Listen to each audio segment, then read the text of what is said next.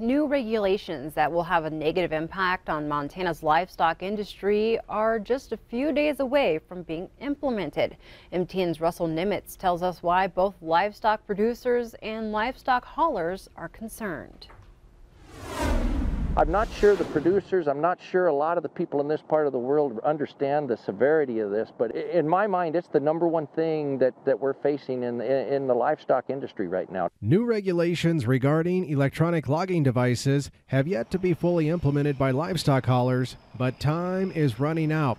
Billings, Montana cattleman and auction market owner Joe Goggins says a lot is at stake for ranchers in this region. This transportation thing could really affect the value of these cattle that are over 11, 12, 13 hours from the Corn Belt. It's not just the cattle industry that'll be affected either.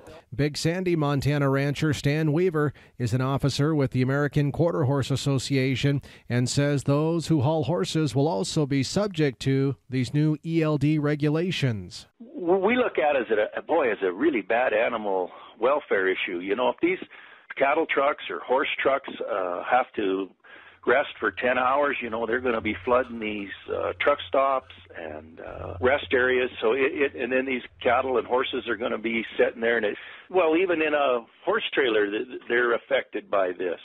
And it'll affect our shows. It would devastate college rodeo and pro rodeo. This is serious. People need to get involved. Groups like the Livestock Marketing Association, AQHA, and others are all working desperately to get more time because, among other concerns, the technology is also far from perfect. They're having trouble with this ELD thing. The devices haven't been working right. They haven't been. There's a lot of issues with it, and right now they're fighting desperately trying to get us a stay to this to where we can address these hours of use.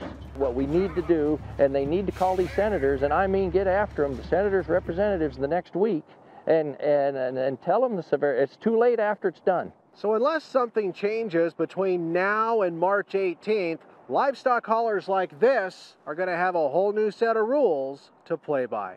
Russell Nimitz, MTN News, Billings. And the new rules went into effect on December 18th for most commercial truckers, but a 90-day delay was imposed by the Federal Motor Carrier Safety Administration on the same day for livestock haulers, so the agency could evaluate issues with the mandate. And as Russell mentioned, the 90-day delay ends Sunday, March 18th.